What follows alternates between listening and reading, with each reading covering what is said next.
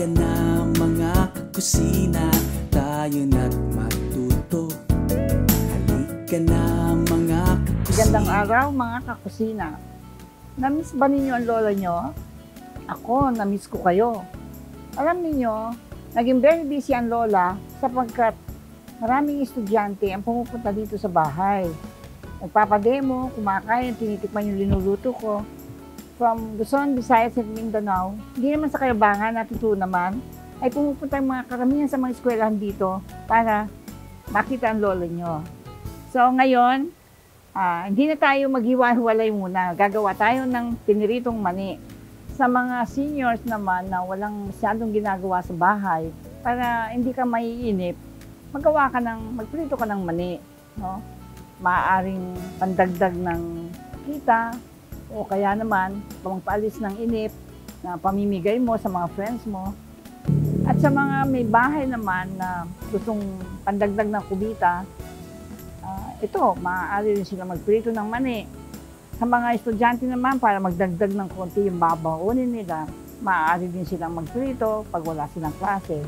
Mga ingredients natin sa pagpiprito ng mani, meron tayong mani, 1 kilong mani, meron tayong bawang, meron tayong iodized salt, patis, mantika, at saka tubig. Maglalagay muna tayo ng tubig sa ating kawali.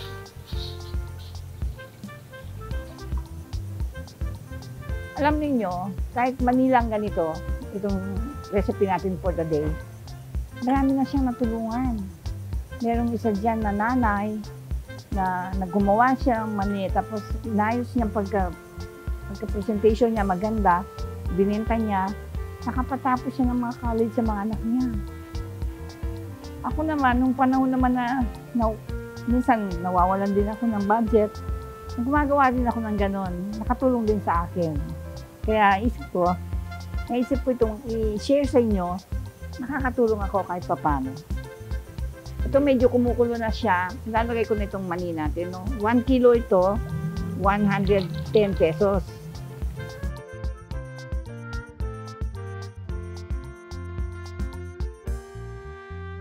Ang sikreto dito, pagka kumulo ng kumulo, kumuha ka ng isa, tikman mo, tama na sa'yo yung lambot, atayin mo na. Yung namang ating bawang, in-slice ko ng mapino, binabad ko sa tubig.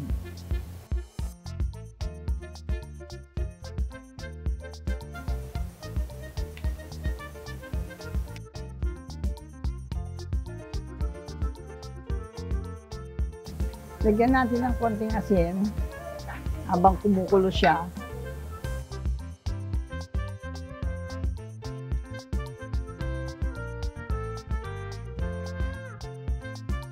Drain na natin.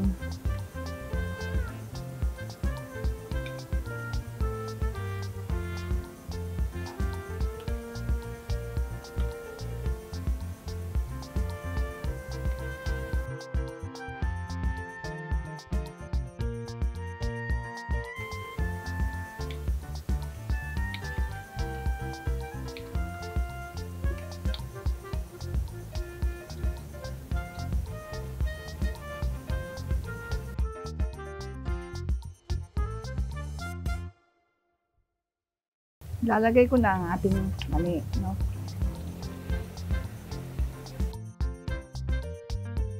Isang kilong mani ito. Tsaka tayo dalawang boteng ganito. Itong canola oil. Ang iba po, sinasabi nila, bakit daw kakaiba yung lasa ng mani na ginagawa ko? Ang hindi ko po nasasabing palagi, dahil po sa aking mga ingredients na ginagamit. Siyempre, number 1 po, first class.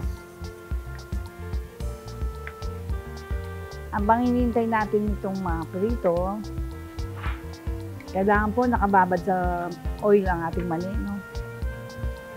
Habang pong hinihintay natin siyang maluto, maglalagay po tayo ng patis.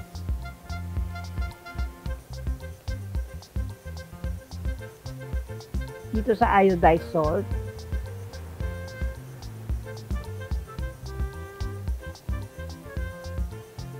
Tsaka natin halu-haluin habang hinihintay natin ang ating Pagprito natin ng mani. Itong klaseng patis na ito, hindi ka po mangangati, masarap siya. Dapat po, inahalo-halo natin, no? Hindi naman mabilis ang paghalo, dahan-dahan lang. Pwede rin tayo magpahinga. Pero ang sikreto po dito, kailangan yung mantika over po sa ating mani. Tapos po, pag medyo brown na siya ng konti, doon tayo maglalagay ng bawang. Itong ating patis naman, halu-haluin natin para medyo ma-dissolve yung iodized salt.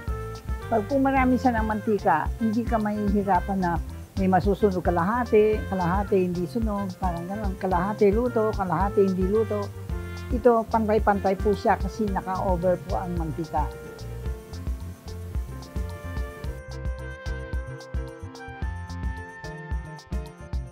Yung bubbles niya, tatanggalin ko yung bula. Brown na siya. I-drain na natin itong ating mani.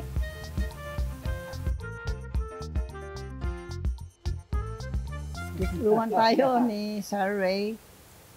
Sir Ray, kini kayo.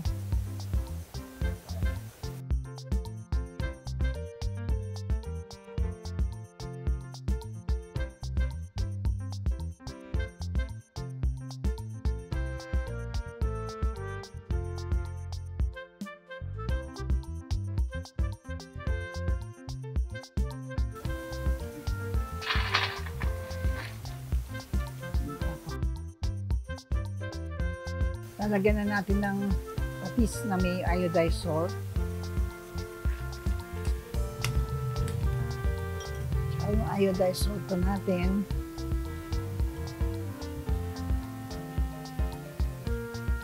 Yan, may dry natin.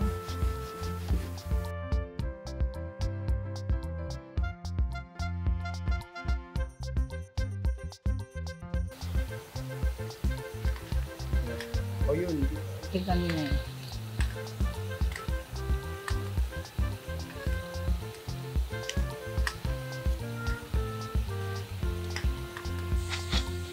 Habang didimla na kayo, nila ko na taba.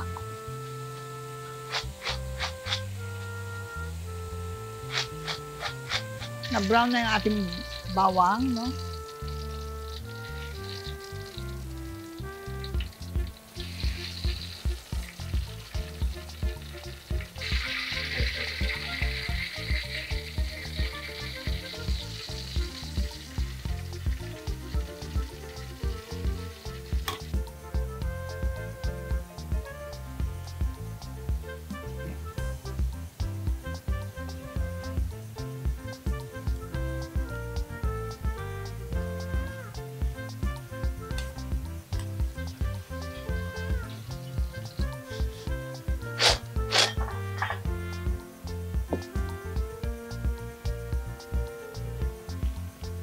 Ito po, luto na ang ating mani.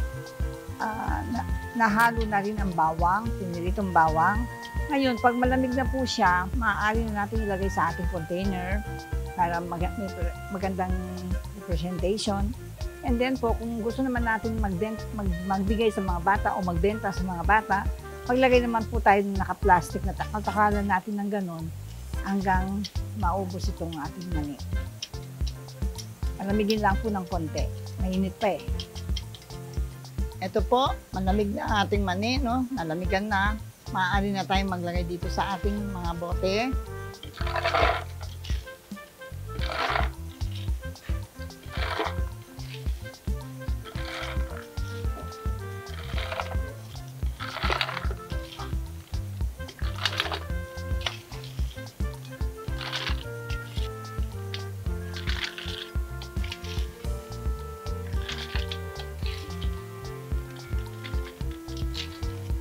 Ito po, nakatatlong bote tayo sa 1 kilong mani na worth 100 pesos. 110 pesos ang 1 kilo.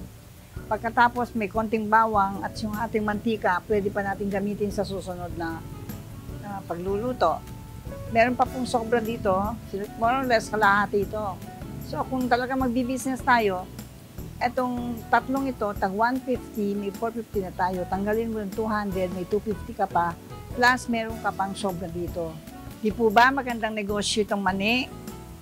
Nakaalis na ng pagod, nakaalis na ng, hindi ka na walang ginagawa, nag-enjoy ka, meron ka pang kita kahit paano. Kaya po, magnegosyo na tayo, mga seniors, mga kaibigan. Ito na po si Lola, nagninegosyo rin ng mani, piniritong mani. Halika na mga kakusina, tayo na't matuto. Halika na mga kakusina, tayo na't magluto. Kusina. Mga kakusina, don't forget to like, subscribe, share, and click the notification bell for more recipes. Thank you! Maraming salamat!